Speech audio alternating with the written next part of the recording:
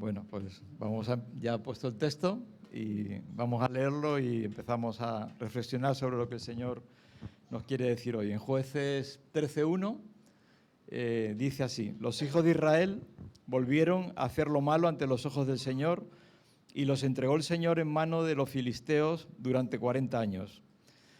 El pueblo de Israel, que había visto el poder de Dios, que había salido de Egipto, que Dios abrió las aguas, que les liberó de la esclavitud, que les protegió 40 años en el desierto, les dio de comer, les dio sombra durante el día, calor durante la noche, con la nube de día y fuego de noche, que de forma milagrosa abrió el Jordán para que conquistaran un pueblo que era mucho más poderoso que ellos. Una vez que se situaron, empezaron, dice, a hacer lo malo, volvieron a hacer lo malo, porque es la tendencia del ser humano. En cuanto el ser humano se empieza a alejar de Dios, el mal empieza a enseñorearse, quiera o no quiera. Quiero decir, esto no es una decisión que se haga de forma voluntaria. Y dice, y les entregó el Señor en manos de los filisteos. Los filisteos eran un pueblo enemigo tradicionalmente de Israel. Y esto, cuando dice les entregó, simplemente en el lenguaje de entonces quiere decir que Dios permitió las consecuencias de lo que estaba ocurriendo. Muchas veces hay un dicho que dice, cada pueblo tiene el gobernante que se merece, lo cual nos deja muy mal. Pero al final el mal, cuando arraiga una sociedad, la corrupción, la inmoralidad, en fin, todo tipo de conductas alejadas de lo que es el orden de Dios, la ética, la justicia, la misericordia, esa sociedad va degenerando y al final los gobernantes son los que corresponden a ese pueblo. Y este pueblo estaba en una situación totalmente sometida. Eran esclavos libres porque vivían en cuevas, vivían sueltos, pero vivían una situación de esclavitud porque los filisteos eran los señores que gobernaban sobre el pueblo de Dios, que en teoría era un pueblo que tenía todas las posibilidades y que se había quedado reducido a vivir en esa esclavitud.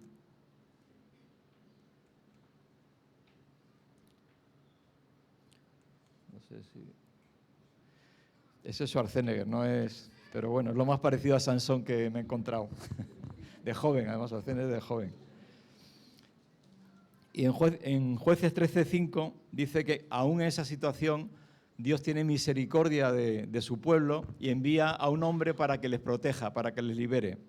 Y ese hombre es Sansón. Dice, hablando de él, dice, ese niño, Sansón, será nazareo de Dios desde el vientre de su madre y él comenzará a librar a Israel de mano de los filisteos. Más adelante dice que Sansón fue juez de Israel durante 20 años. O sea, que aunque la historia es muy breve, fueron 20 años de la vida de este hombre. Y al decir que era nazareo, nazareo no es nazareno es otra cosa, es de Nazaret. Nazareo era algo que la ley de Israel promulgaba y era una persona que se dedicaba, se consagraba a Dios, pero no se consagraba en plan, no sé, ermitaño o asceta, simplemente que su vida estaba dedicada a servir a Dios. Quiero decir, tenía uno de los símbolos que hacía es que no se cortaba el pelo como símbolo de esa dedicación, por eso Sansón siempre aparece con esas melenas, fue el precedente de los Beatles, ahora que... Y no bebía vino, en fin, tenía una serie, pero podía casarse, hacía vida normal totalmente, pero era un hombre consagrado a servir el propósito de Dios. Y el propósito de Dios para Sansón era que él liberara, que protegiera a su pueblo de aquel ataque, de aquel pueblo que tenía alrededor de los filisteos. Y para eso le dotó de una fuerza increíble. Era un hombre con una fuerza fuera absolutamente de lo común. Y yo te digo una cosa, cualquier hombre, cualquier mujer que recibe al Señor en su vida es un Sansón o una Sansona. Tenemos todo el poder de Dios. Dice, el que creyere en mí, incluso cosas mayores que yo hará. Lo dijo Jesús. Y tenemos esa capacidad y ese poder de hacer cosas increíbles. Y os digo una cosa, yo las veo. Y lo que ocurre es que muchas veces nosotros, se cumple aquello de que no vemos que los árboles no nos dejan ver el bosque. Pero si miramos hacia atrás, yo estoy seguro de que Dios ha hecho cosas increíbles en tu vida si tú has recibido al Señor en tu corazón. Y voy a poner un ejemplo hoy, aprovechando además que no está, y podía poner más, pero voy a poner esa persona, es Judith. Judy dejó su vida, dejó su casa, dejó su país, sin ningún tipo de apoyo, vino aquí para servir al Señor, para dar su vida por Él. Y la ha servido fielmente sin recibir ningún salario especial, sin recibir dinero, sin recibir honra, sin recibir honor, sin recibir nada de nada, aunque encontró esta iglesia. Y tuvo un cáncer, lo sabéis, un cáncer de mama, radioterapia, quimioterapia, un problema de tiroides, un problema de parálisis en una pierna. Con todo eso, ¿qué hizo ella? Ella siguió sirviendo al Señor, habla del Señor. Muchos de vosotros, vosotras sabéis que lo sirve en su casa, os recibe, viene a orar aquí todas las semanas, está volcada en servir al Señor. Es una mujer con una fuerza sobrenatural. Yo no sé cuántas personas son capaces de hacerlo. En el mundo hay gente que hace proezas, pero las hace por sí mismas, las hace por necesidad o por conseguir algo. Ella lo ha hecho por amor al Señor. Ella es una nazarea. Es alguien entregado al Señor. Y si tú miras hacia atrás, verás que en tu vida ha habido momentos, por lo menos como mínimo momentos, si has tenido al Señor, que has hecho cosas increíbles. La primera, conocer al Señor y dejar todo lo que hay alrededor para centrarte en Él, es un milagro y es algo sobrenatural. Yo puedo decir en mi vida, hablando del protestante digital, que es lo que he hecho así más conocido, yo uso mucho la frase de Jacques Cousteau, que dijo: como no sabíamos que era imposible, luchamos hasta conseguirlo. Pues Dios en tu vida, estoy seguro que como tú no sabías que era imposible, o incluso aunque supieras que era imposible, luchaste hasta conseguirlo, hasta sacar tus hijos adelante, hasta luchar para buscar un trabajo, luchar en contra de todas las dificultades burocráticas para conseguir unos papeles, amar a tus hijos aunque había veces que te daban ganas de tirarlos por la ventana, cosa que a todos nos ha pasado. Todos hemos hecho cosas en nombre del Señor y por amor al Señor, y por amor, por supuesto, al Señor se vuelca en las personas en las que hemos tenido esa fuerza sobrenatural que, pasado el tiempo, decimos: yo no sé cómo pude hacerlo. Pues sí, sabes cómo pudiste hacerlo, porque Dios estuvo contigo.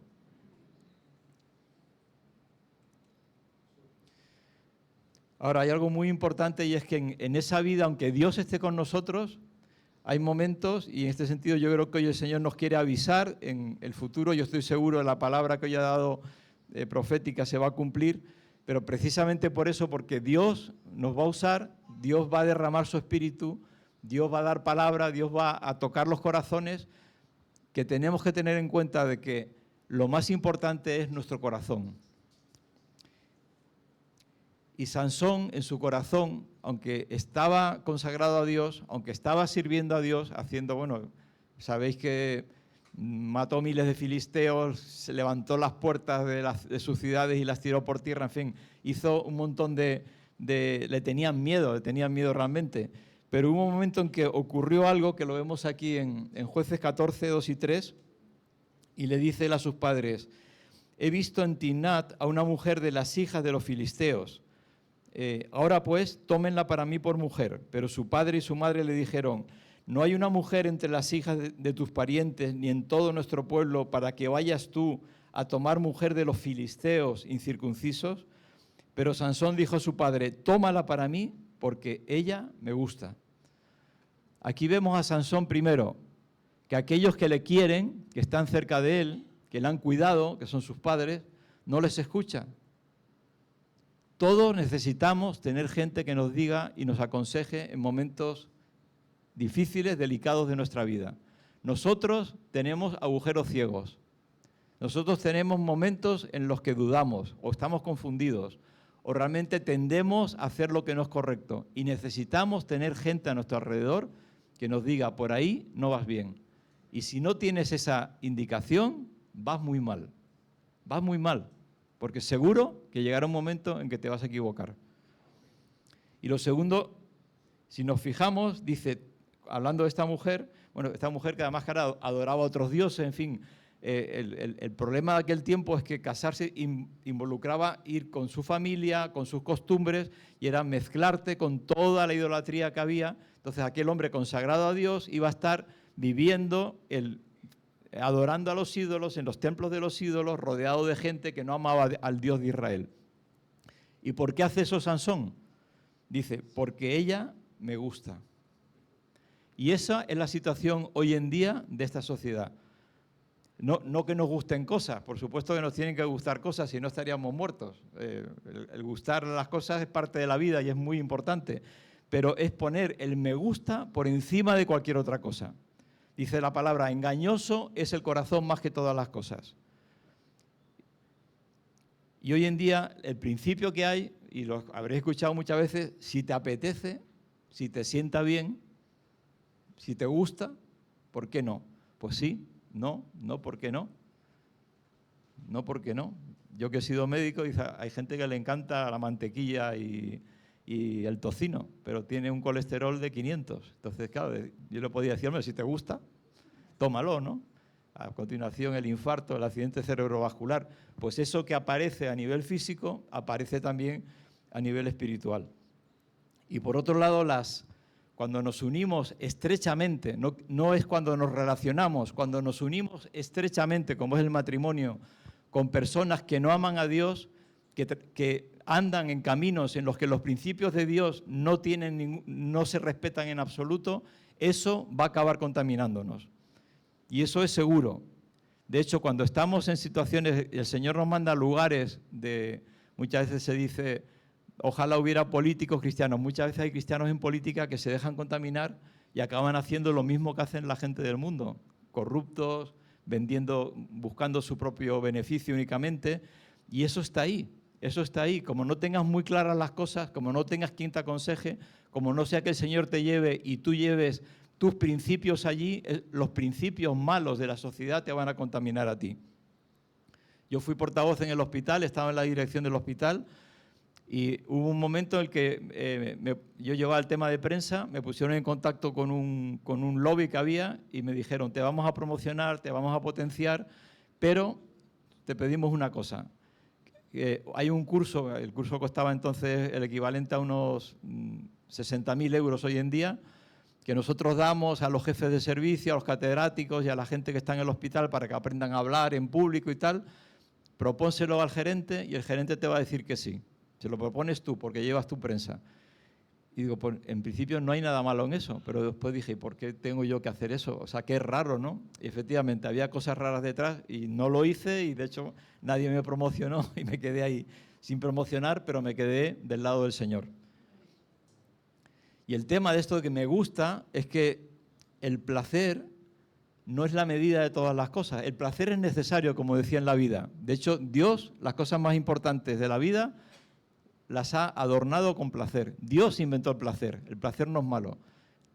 Para comer, qué rico, ¿verdad? No sé, ahora la hora es tan mala para hablar de eso, pero qué bueno cuando algo nos gusta. Cuando ha habido COVID, no sé cuántos habéis quedado aquí sin sabor y olor, pero qué triste, ¿no? Comer. A mí no me pasó, pero le pasó a Asun. Dice, no me sabe nada, esto es como, no merece la pena comer, como sin ganas, ¿Por qué? Porque aunque tienes apetito no te sabe. O sea, Dios inventó la comida, inventó el placer de la comida para que comiéramos, eso sí, en la ley sanamente, con sanidad, ¿no? El sexo lo inventó Dios, no es un invento de, yo qué sé, de la pornografía ni del Playboy. Dios ahora inventó el sexo dentro del matrimonio para que fuera disfrutado, para la unión de la pareja y para el beneficio de tener los hijos. El ocio, qué bueno es descansar, ¿no? Nadie se queja por descansar, seguro. El ocio en sí es muy bueno, pero estamos en una sociedad en que el ocio, el placer del ocio, se ha convertido en el fin último de todas las cosas. Es que estoy deseando que llegue el fin de semana, estoy deseando nada más las vacaciones, voy a trabajar, el castigo. Por favor, es que parece que lo único que hay es el placer de disfrutar las cosas, y cuando el placer es la medida de todas las cosas, se convierte en una droga. De hecho, las drogas son el camino último de esa búsqueda de placer. La droga puede ser la comida, de gente, hoy sabéis que hay una obesidad tremenda, las drogas, el alcohol, etcétera, etcétera, también es una droga. Hay cosas que se convierten en droga, la violencia no la he mencionado, pero el placer de tú ser el fuerte, eso también es un placer. El placer de controlar. Pasa en las escuelas con el bullying, el placer de hacer daño. Es una deformación del placer. Eso también se convierte en una droga que arrastra a la gente, la pornografía, por supuesto. Entonces, Sansón entró, él no era consciente de todo este camino, pero él empezó a caminar en esta ruta en la que sí, él seguía siendo fuerte, pero él estaba buscando el placer como lo más importante en su vida. Y esto es un descenso a los infiernos. El primer paso hay luz, pero según te vas bajando, te vas acercando cada vez más a un mundo de oscuridad. Y al principio, lo terrible de esto es que parece que no pasa nada. Es como cuando tú cortas una flor, ¿no? La flor está con vida durante X tiempo, parece que no ha sido cortada, pero la flor ha sido cortada. La flor está destinada a morir. Ya está muerta, de hecho, aunque parezca que tenga vida. Y aunque él sigue con esa fuerza, con esa capacidad de vivir, con esa capacidad de lucha, su vida ya está destinada al fracaso. Está escrito. Este pequeño primer paso que él ha dado, pero un paso tan importante como unirse a aquellos que odian a Dios, le mete en ese descenso en el que va hacia abajo, poco a poco. Leemos en Jueces 15:1-7, cómo el carácter de Sansón se va deteriorando según se mete ahí. Dice, después de algún tiempo, recordemos que él estuvo 20 años, cuando dice algún tiempo, no dice de un día para otro. Sansón fue a visitar a su mujer, a esta mujer que era filistea, llevándole un cabrito del rebaño, y dijo, me uniré con ella en el cuarto, o sea, tendré relaciones sexuales. Pero el padre de ella no le dejó entrar y le dijo, yo pensé que la aborrecías y se la di a tu compañero. Entonces Sansón se la había entregado a otro filisteo. Aquí ya vemos ese mundo oscuro donde él estaba, donde era su mujer, pero la mujer, él debió estar un tiempo por ahí peleando con filisteos, como se había ido, se la dieron a otro hombre. Atrapó 300 zorras, tomó teas, o sea, antorchas, las ató por las colas y prendió fuego a las teas y las soltó por los trigales de los filisteos y quemó toda la cosecha, las viñas, los olivares. Entonces los filisteos fueron y quemaron a la mujer y a su padre. Fijaos la destrucción que va ocurriendo alrededor de Sansón. Según avanza, él está metido en ese camino, pero ya empiezas a ver consecuencias en aquellos que están alrededor de él. Cuando nos apartamos de Dios, cuando nuestras relaciones, matrimonio, familia, trabajo, empiezan a deteriorarse. O si estamos con estas personas son tóxicas y empiezan a hacer daño también a nosotros. Por eso no debemos unirnos ni acercarnos a este tipo de gente. Y en ese camino del placer por encima de todas las cosas, sí, yo sirvo a Dios, pero lo más importante para mí es disfrutar de la vida, ¿no?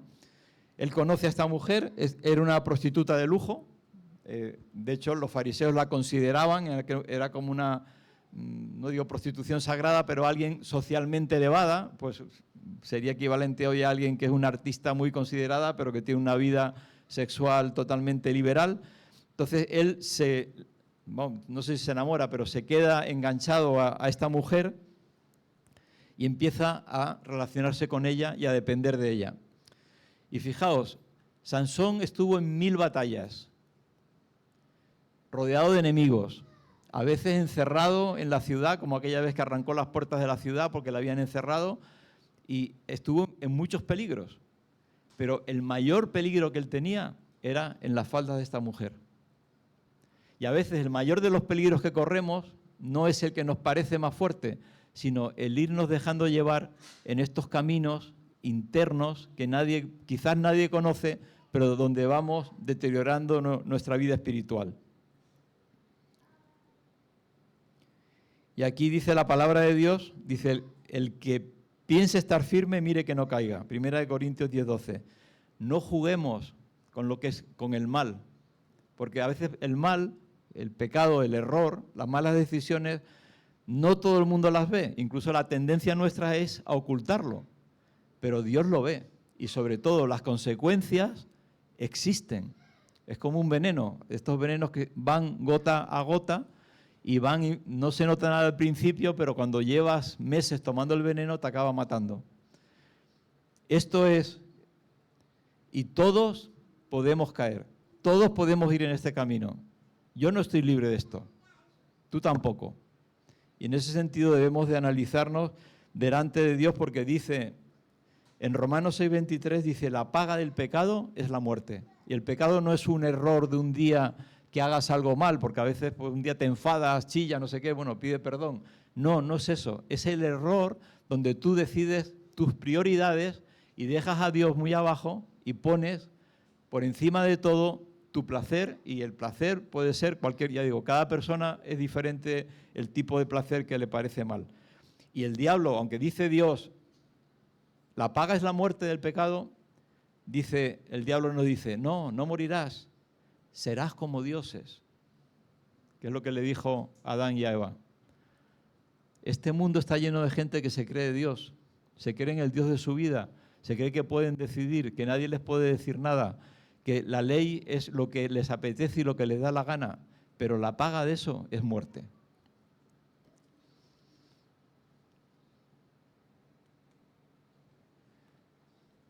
Y esto, dicho así, parece decir, bueno, yo jamás haré nada semejante. Es que esto es poco a poco, esto se va produciendo poco a poco.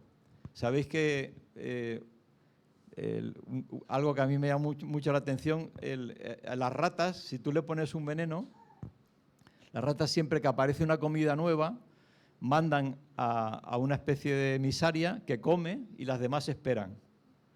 Y si no se muere, comen, pero si se muere, saben que es veneno, esto es real. Entonces, el veneno que se utiliza para las ratas es lo que en medicina es el sintrón, no sé si lo conoceréis. El sintrón es un anticoagulante, pero que tarda varios días en hacer efecto. Y cuando hace efecto, claro, llega a un límite muy alto, no el que se utiliza en medicina, pero llega a una cantidad alta, la rata se desangra. Cualquier roce, cualquier tal, se desangra y muere. Claro, la rata no relaciona la muerte con algo que comió hace a lo mejor una semana o 10 días. Con lo cual, ese veneno es efectivo porque no se dan cuenta. Esto es lo que hace el diablo con nosotros. Peca, no vas a morir, serás como Dios. Muerde aquí, mira qué rico está esto. Y tú comes y comes y comes y vas siguiendo ese camino y dices, pues no me pasa nada. Pero estás introduciéndote en ese camino que se produce poco a poco. Y mirad el caso de Dalila, porque es tremendo. 4 veces le pregunta a Dalila a Sansón, ¿dónde reside tu fuerza? 4 veces. Está con él, después de hacer el amor, están allí enamoradísimos. Hombre, Sansón, ¿y de dónde viene tanta fuerza tuya? Y las respuestas que él le da, intenta disimular, empieza diciendo, no, si me ataras con cuerdas de juncos frescos, entonces yo perdería mi fuerza. Y le atan y no pierde la fuerza. Luego le dice, si me tejen los cabellos, perderé mi fuerza. Ya se está acercando a los cabellos, ya está cediendo ante la insistencia de Dalila. Y ya la última vez le dice la verdad. Es decir, es que mi cabello largo, que el cabello largo no es el cabello, simboliza la dedicación a Dios. Es de alguna forma todavía mantenía esa pequeña llama de que él estaba consagrado a Dios.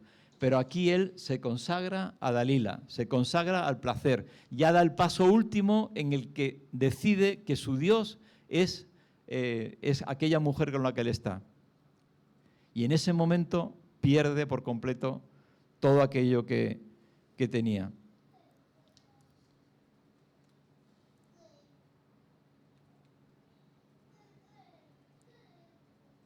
Uy.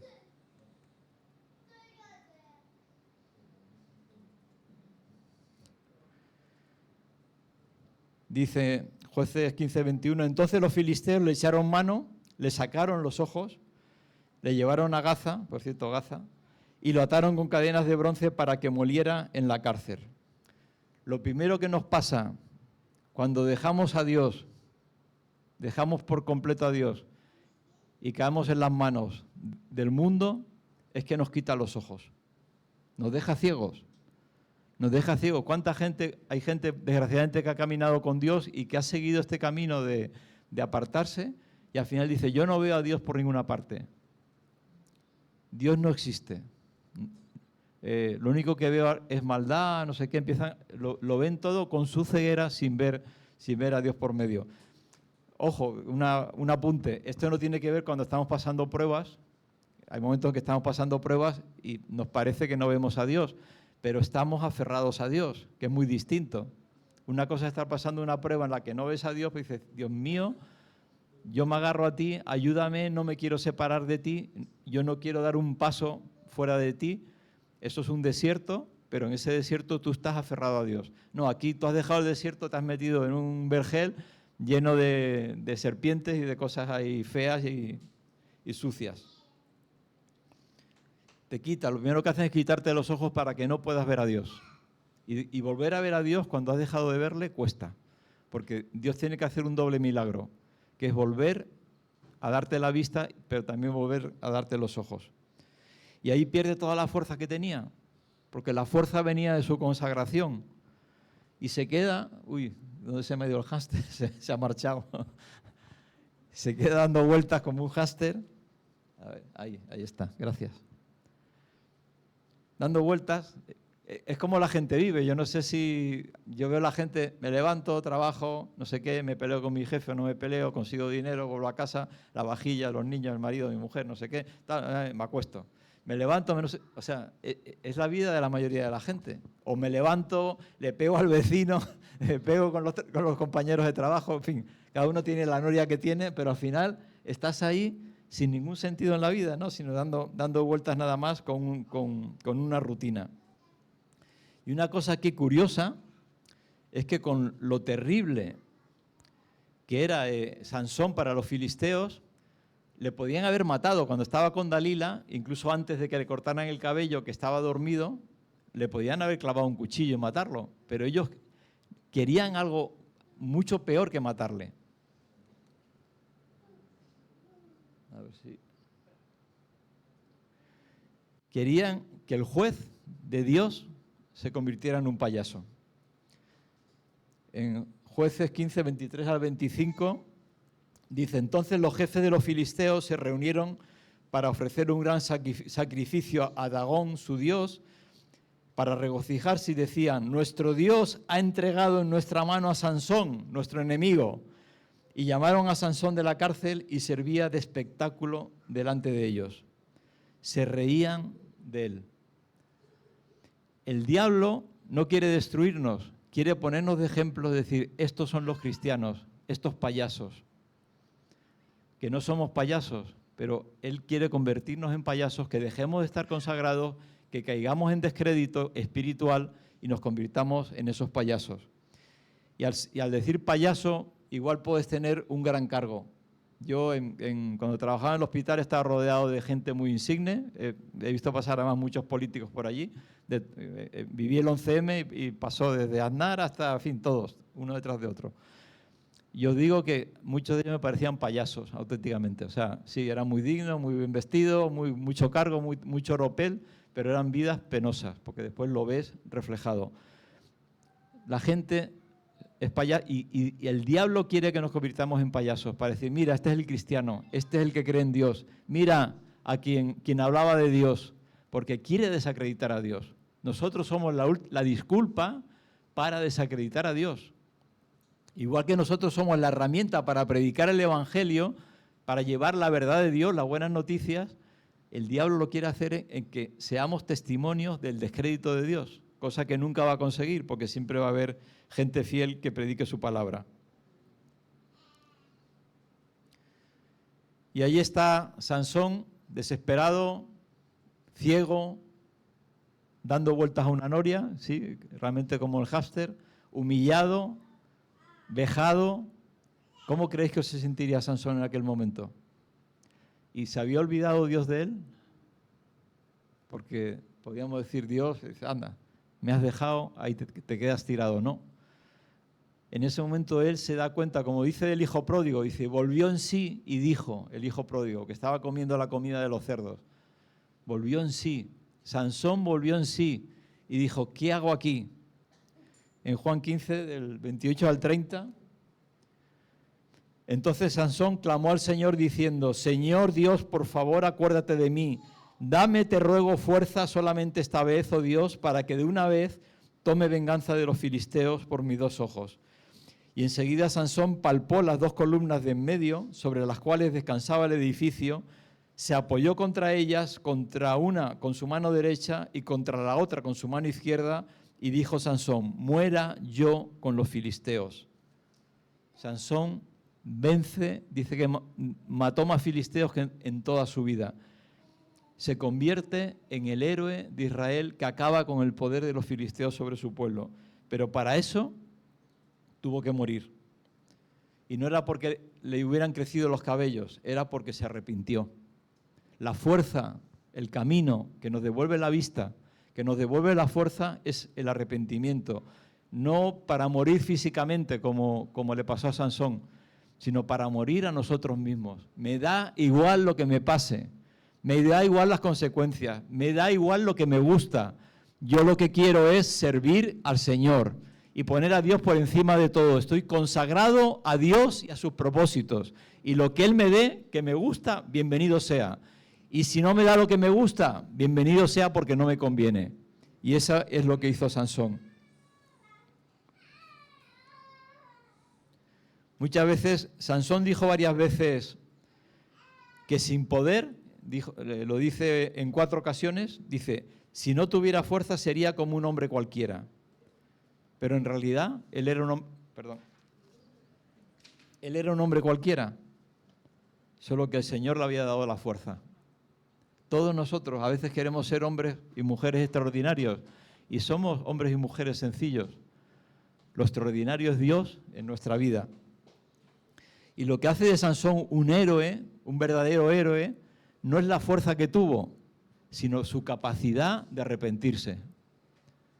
La fuerza mayor que él tuvo que ejercer fue reconocer lo que había pasado con su vida, reconocer su deterioro, reconocer sus malas decisiones, reconocer que había dejado a Dios y arrepentirse hasta el punto de decir: me importa más Dios que mi propia vida.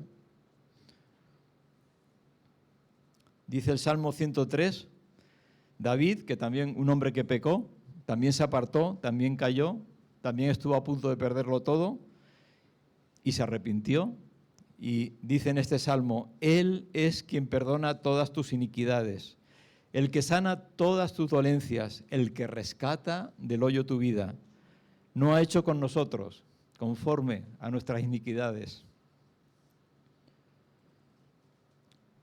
Y en Hebreos 12, 1 al 2, que es el texto este que hay aquí, dice: por tanto, que es el mensaje final, que es el impulso que querría, y yo creo que el Señor quiere para esta iglesia, dice: por tanto, nosotros también, teniendo en derredor nuestro tan grande nube de testigos, entre ellos Sansón, están los grandes hombres de Dios, despojémonos de todo peso y del pecado que nos asedia, que nos enreda, y corramos con perseverancia la carrera que tenemos delante de nosotros, puestos los ojos que aún tenemos en Jesús, el autor y consumador de la fe, quien por el gozo que tenía delante de él sufrió la cruz, menospreciando lo oprobio, y se ha sentado a la diestra del trono de Dios. Jesús fue el consagrado de Dios. Jesús no eligió el placer por encima de todo. El hacer tu voluntad, Padre, me ha agradado. Jesús buscó por encima de todo cumplir la voluntad del Padre, y seguro que disfrutó de muchas cosas de la vida, pero por encima de todo estaba la voluntad del Padre. Y el placer le dio igual hasta el punto de ser capaz de morir, sufrir la mayor de las agonías por amor a ti y por amor a mí. Él nunca fue un Sansón, siempre fue el héroe que de verdad tenemos que mirar, el héroe consumador de la fe, el que nos da la fuerza y el que ahora está sentado a la diestra del Padre diciendo: yo estoy contigo todos los días hasta el fin del mundo. Que le sirvamos, que nos despojemos de todo peso, que tomemos las decisiones correctas, que nos dejemos aconsejar y que pongamos siempre a Dios en primer lugar, consagrados a Él. Que el Señor os bendiga.